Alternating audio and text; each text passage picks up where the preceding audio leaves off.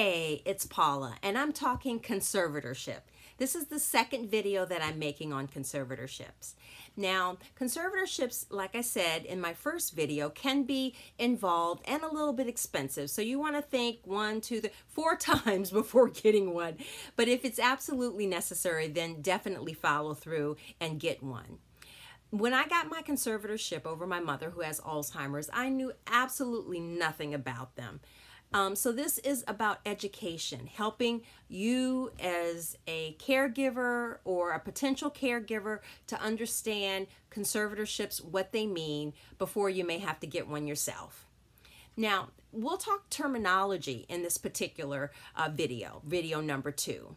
Okay, now, in California, when you oversee someone who's not able to take care of themselves, then you would get what's called a legal conservatorship over them. In other states, it may be called a guardianship, but in California, it's called a conservatorship.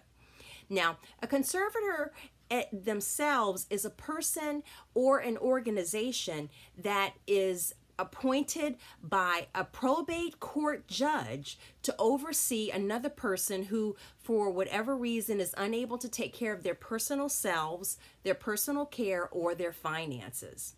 Now, who might that person be that can't take care of themselves?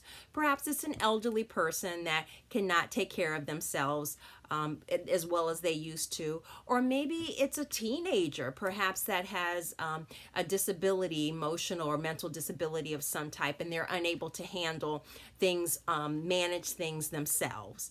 So in that particular instance, a conservatorship may be necessary. Now, the person that's appointed, once again, is called a conservator. And now the person that you oversee is called a conservatee. So the person that's unable to manage their personal care or their finances is called a conservatee. So there's the conservator, who has the responsibilities. The conservatee is the person that they're overseeing, and the probate court judge is the one who gives the ruling on who the conservator will be. Now, who can be a conservator? It could be a brother, a sister, a mother, a father, a child, a friend or a family member that can be appointed as a conservator over another person. But now, what if there's nobody in the family or friends that can or are willing to take over that responsibility? Then the judge will appoint a public guardian or public conservator to be the person to oversee the conservatee. Those a little bit of information on the terminology, basic terminology. The key for being a good conservator is looking out for the well-being of your conservatee or the person that you're going to be overseeing. Looking out for their welfare. Trust is very important in developing, as well as being honest in all things. That's conservatorships, a little bit on the terminology.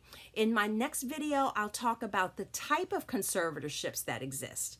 There's several types of conservatorships. Some of them are temporary, some of them are long-term, depending on the situation. This is Paula. Please like this video, share this video, and then sign up for my YouTube channel, because video number 3 is coming.